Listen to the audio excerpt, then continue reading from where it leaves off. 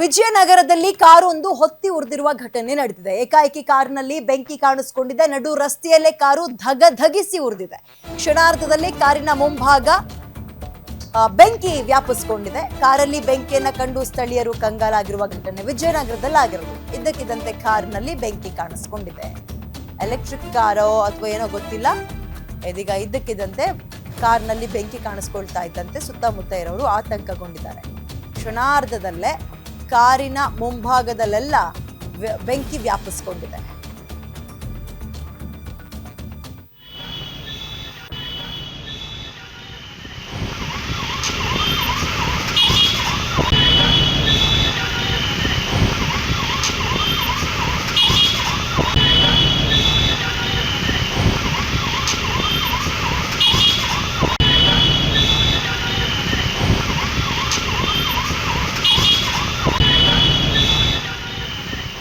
ಬೆಂಗಳೂರಿನ ವಿಜಯನಗರದಲ್ಲಿ ಕಾರು ಇದ್ದಕ್ಕಿದ್ದಂತೆ ಹತ್ತಿ ಉರಿದಿರುವಂತಹ ಘಟನೆ ನಡೆದಿದೆ. ಆ ಘಟನೆ ನಡೀತಾ ಇದ್ದಂತೆ ಅಕ್ಕಪಕ್ಕದವರೆಲ್ಲರೂ ಕೂಡ ಆತಂಕಗೊಂಡಿದ್ದಾರೆ.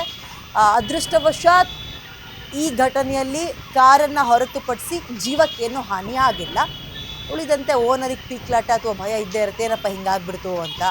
ಇನ್ನೊಂದು ಇನ್ಶೂರೆನ್ಸ್ ಇದ್ದರೆ ಕ್ಲೈಮ್ ಮಾಡ್ಕೋಬೇಕು, ಇಲ್ಲಾಂದರೆ ದೊಡ್ಡ ಪೆಟ್ಟು ಎಂಥವಳು ಇಲ್ಲ, ದುಡ್ಡು ಸಿಗಲ್ಲ, ಹಾಗಾಗುತ್ತೆ. ಬಟ್ ಇದು ಎಲೆಕ್ಟ್ರಿಕ್ ಕಾರಣ ಏನು ಅನ್ನೋದು ಗೊತ್ತಾಗಬೇಕಲ್ಲ. ಕಾರಣ ಏನು ಅನ್ನೋದು ಗೊತ್ತಾದರೆ ಎಲ್ಲವೂ ಸುಸೂತ್ರ.